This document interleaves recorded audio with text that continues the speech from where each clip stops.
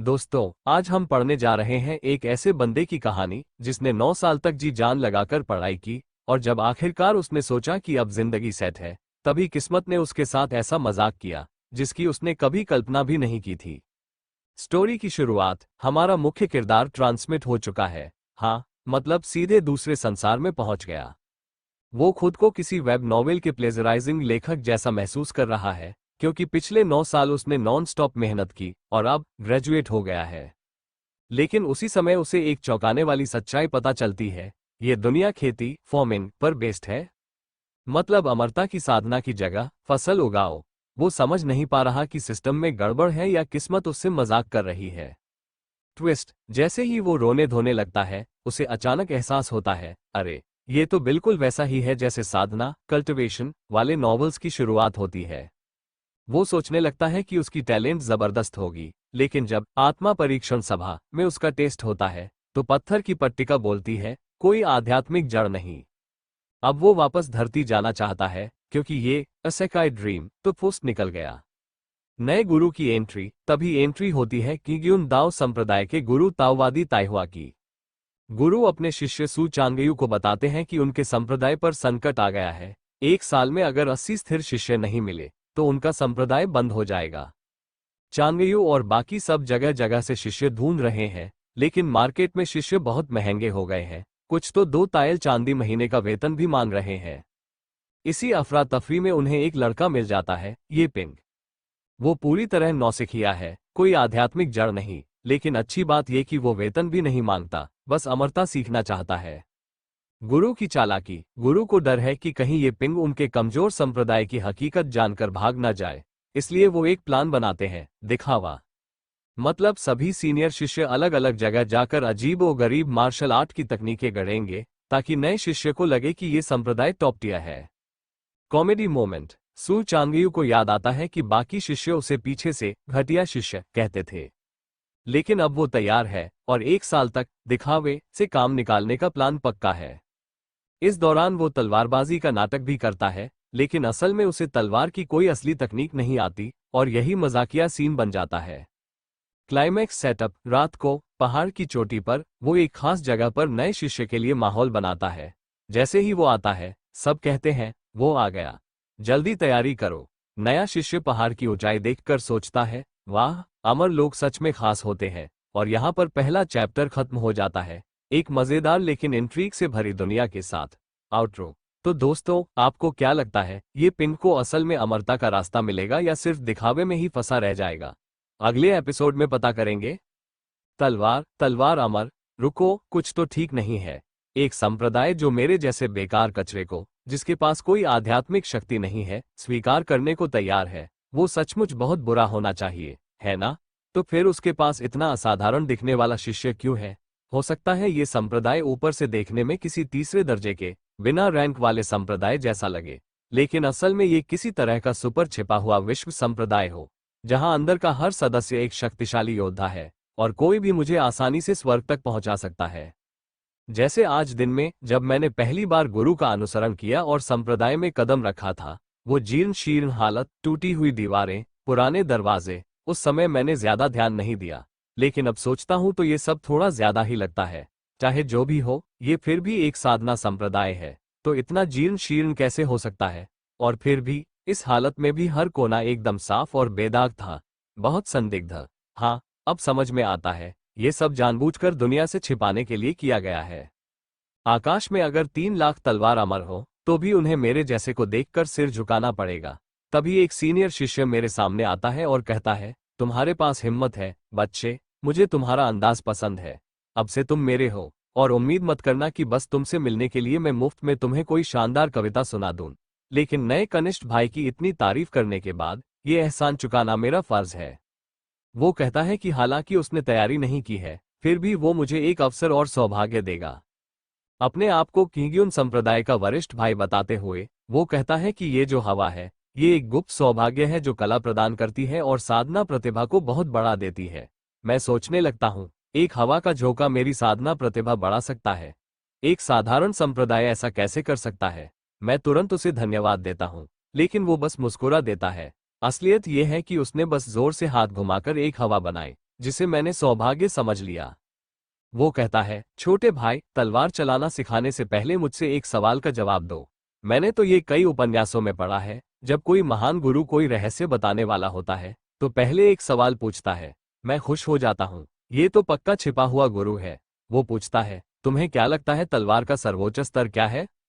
मैं मन ही मन सोचने लगता हूँ। ऐसा सवाल आसान दिखता है लेकिन इसमें जरूर गहरी समझ होगी। 1 घंटे तक मैं जवाब सोचता रहता हूँ ताकि कोई बेवकूफी न बोल दूं। आखिरकार मैं कहता हूँ, मेरे हिसाब से तलवार का अंतिम रूप है घास का एक तिनका जो सूरज, चांद और तारों को काट दे। ये सुनकर वो हैरान रह जाता है। वो कहता है, मैंने 20 साल तलवार चलाने का अभ्यास किया है, लेकिन सबसे ताकतवर तलवारबाज भी बस एक वार में पहाड़ काट सकता है, और तुम तो घास के तिनके से सूरज चांद काटने की बात कर रहे हो।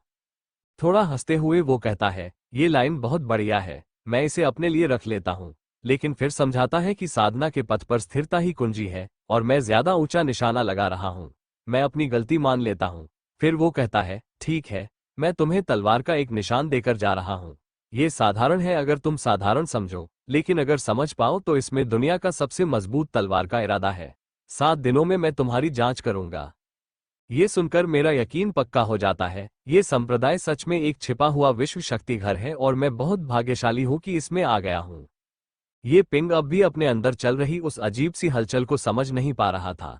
पिछले कुछ दिनों में जो कुछ हुआ था, उसने उसके दिमाग में एक ही बात ठूंस दी थी, ये संप्रदाय वैसा नहीं है जैसा ये दिखता है। लेकिन आज मामला और भी अजीब मोड़ लेने वाला था। छोटी बहन, तुम फिर से झांक रही हो। उसके सामने खड़ी जूनियर सिस्टर हल्की सी मुस्कान दबाने की कोशिश कर रही थी, लेकिन उसकी आंखों में शरारत साफ झलक रही थी। हे, मैं तो बस उत्सुक थी, उसने हंसते हुए कहा। ये पिंग ने एक पल उसे देखा, फिर मानो किसी बड़े राज को छिपाने जैसा चेहरा बनाकर बोला, अच्छा, बिल्कुल सही समय, चलो मैं इसे तुम पर आजमाता हूँ। छोटी बहन, चलो इसे अभी के लिए अलग रखते हैं, उसने थोड़ा गंभीर स्वर में कहा।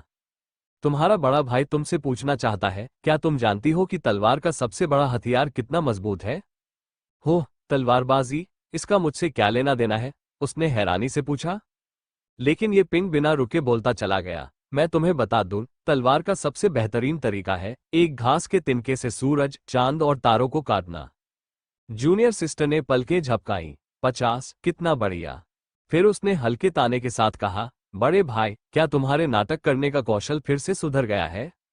ये पिंग ने हंसकर जवाब दिया, हाँ हाँ हाँ, बिल्कुल सही, बढ़िया हूँ। फिर उसने अचानक गंभीर होते हुए कहा, अब मेरे प्रश्न का उत्तर दो। तुम्हारा प्रश्न, हमारे छोटे भाई को तलवार का इरादा समझने में कितना समय लगेगा? वो इसे कैसे समझ सकता है? मैं तो खुद भी इसे समझ नहीं सकता। उसने हल्की मुस्कान दी और कहा, मेरा मतलब है साधारण तलवार का इरादा अभी भी नहीं कर पा रहा। ये पिंग ने भौहें चढ़ाई, क्या तुम मजाक कर रहे हो? 2 घंटे बाद पीछे पहाड़ की चट्टान पर एक साधारण दरार, जो देखने में बिल्कुल सामान्य थी, ये पिंग की नजरों में अब रहस्यमय बन चुकी थी। सबसे मजबूत तलवार कहाँ है? क्या हो सकता है कि उसने मुझसे कहा हो? लेकिन फिर उसने खुद से सवाल किया, ये पिंग, तुम क्या बकवास सोच रहे हो? फिर तुरंत खुद को सुधारते हुए सोचा, नहीं, पहले जो कुछ भी हुआ है उसने साबित कर दिया है कि वो निश्चित रूप से एक मास्टर है। यही होना चाहिए। मैंने अभी तक काफी मेहनत नहीं की है।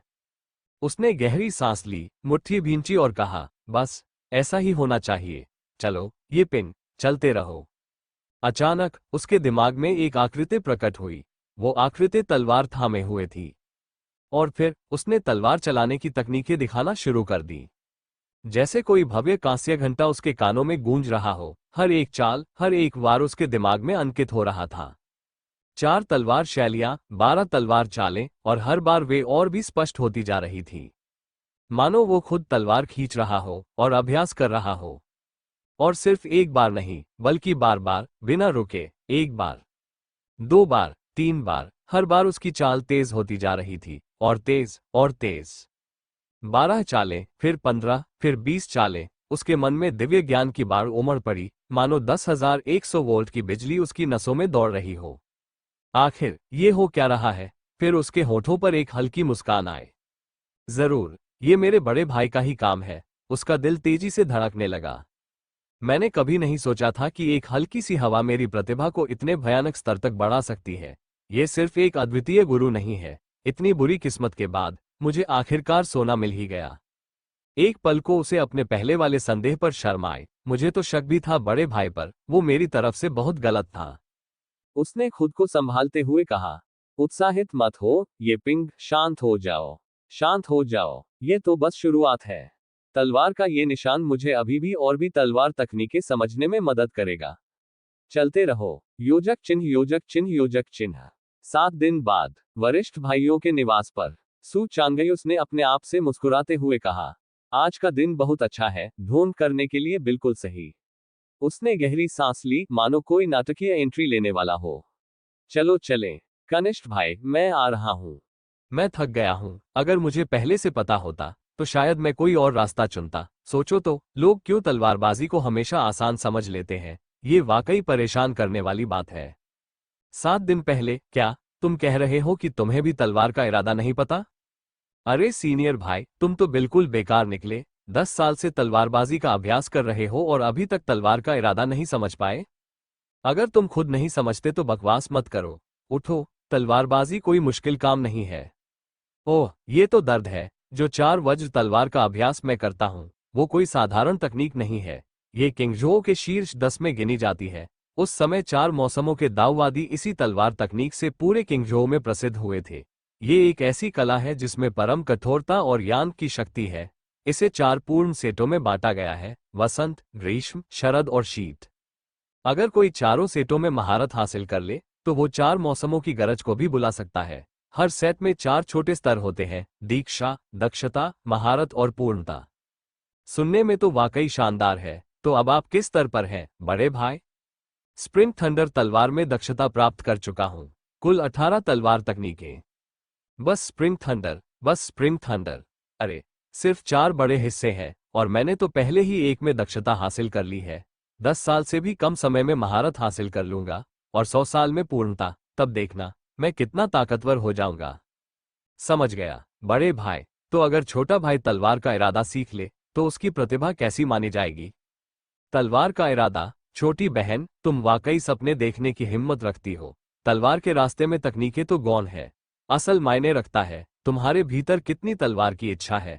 जितनी प्रबल इच्छा, उतनी ही कोई भी साधारण तकनीक भी चमत्कारी बन सकती है। लेकिन 3 महान स्तरों को पार करना उतना ही कठिन है जितना स्वर्ग में चढ़ना। पहला स्तर ही असीम तलवार इच्छा है। 10 राष्ट्रों में सिर्फ एक ही व्यक्ति है जिसने मुश्किल से इसमें कदम रखा है, ताइक्सू का शासक, जिसे 10 राष्ट्रों में सम्मान दिया जाता है। मैं बस इतना कह रहा हूं, अगर वो सचमुच समझ ले, तो उसकी रैंक क्या होगी? बिल्कुल नहीं, मुमकिन ही नहीं। 500 साल में भी किंगजो का सबसे महान प्रतिभाशाली व्यक्ति इसे नहीं समझ पाया। हम पहुंच गए। देखते हैं छोटा भाई जाग रहा है या नहीं। अरे, ये काले घेरे, कब से उसने नींद नहीं ली? नहीं, कहीं ऐसा तो नहीं कि वो तलवार के उस निशान पर पूरी तरह डूब गया था। वो तो बस मैंने यूं ही कह दिया था। अब तो मैं खलनायक लग रहा हूं। मुझे बहुत ग्लानि हो रही है। खैर, संप्रदाय की खातिर उसे ये सब सहना होगा। बाद में इसकी भरपाई कर दूंगा। बड़े भाई, आप आ गए। तो प्रशिक्षण कैसा चल रहा है? मैंने समझ लिया है। ये सब उस अवसर की बदौलत है जो आपने दिया। समझना न पाना बिल्कुल सामान्य बात है। 1 मिनट, तुमने क्या कहा? समझ लिया। आज सुबह मिलाकर मैंने कुल 400 तलवार तकनीकें सीख ली है। 400? ये तलवार मैंने यूं ही खींच दी थी। मुझे तो पता भी है कि ये क्या है। हंस रहे हैं, बड़े भाई? क्या वो इसलिए हंस रहे हैं क्योंकि मैंने बस कुछ ही सीखी है? एक दिन में 400 कम नहीं है ना? मुझे लगता है गुरु और सीनियर को हजारों तलवार तकनीकें आती होंगी। उन्होंने मुझे अवसर दिया, तो थोड़ी प्रतिभा के साथ मैं 1000 दिन में भी सीख सकता हूं। झूठ मत बोलो, ये तलवारबाजी गहन है, इसे समझ पाना मुश्किल है। मैं तुम्हें नीचा नहीं दिखाऊंगा। मैं झूठ नहीं बोल रहा, सच में 400 तकनीकें हैं। अब बिना ताकत के बड़ी बड़ी बातें अच्छा नहीं लगता। भले ही मेरी प्रतिभा कमजोर हो, आपने ही मौका दिया। 400 कोई ज्यादा नहीं है। एक और जो तलवार के रास्ते को कम आंकता है। ठीक है, दिखाओ क्या सीखा है। ठीक है। और फिर ये पिंग ने जो तलवार तकनीकें दिखाई, वो बिजली की तरह तेज, पानी की तरह बहती चली गई। पलक झपकते ही वो 36 चालें पूरी कर चुका था। पिंग की तलवार की चालें लगातार तेज और भयंकर होती गई। 36वीं चाल तक पहुंचने के बाद भी उसने रुकने का कोई इशारा नहीं किया। 118 चाल तक पहुंचते पहुंचते ऊपर आसमान में अचानक गड़गड़ाहट गूंज उठी। उसी पल सू चांगयू पूरी तरह स्तब्ध रह गया। उसके सामने बिजली के कई चाप मिलकर एक विशाल वज्र ड्रैगन का रूप ले चुके थे। ये दृश्य उसके लिए अजनबी नहीं था, ये वही था जिसका उसने अनगिनत बार सपना देखा था। ड्रैगन की दहाड़ ने उसे जड़ कर दिया। ये तो 4 वज्र तलवार तकनीक की सर्वोच्च पूर्णता का संकेत था।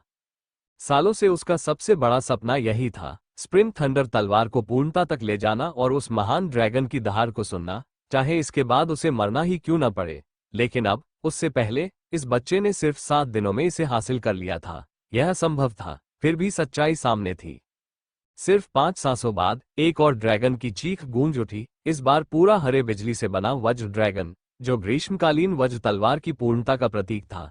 उसके फीके पड़ने से पहले ही शरद ऋतु का वज्र ड्रैगन भी उसके पीछे पीछे आ गया।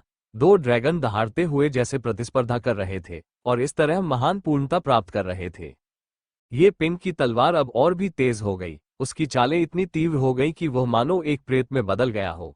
और तब 4 वज्र तलवार तकनीक का अंतिम और सबसे शक्तिशाली प्रहार, शीतकालीन वज्र तलवार, भी महान पूर्णता तक पहुंच गई। उसने समझना शुरू किया कि बड़े भाई के शब्दों का असली मतलब क्या था, स्वयं की सीमाओं से परे देखना। उसने आम आदमी की तलवार और स्वर्ग की तलवार के अंतर को महसूस किया, एक तलवार जो धरती के सभी तत्वों को अपने ब्लेड की तरह इस्तेमाल कर सके। सू चांगयू हैरान था, क्या सिर्फ तलवार का प्रदर्शन करते हुए उसे एक और अंतर्दृष्टि मिल रही थी। अगर शीतकालीन वज्र तलवार विनाश और मृत्यु का अवतार थी, तो इस बार की आभा बिल्कुल विपरीत थी, पुनर्जन्म और नए जीवन से भरी हुई। एक पल के भीतर ही ऐसा लगा जैसे जीवन की अनंत धारा हजारों वर्षों से बह रही हो।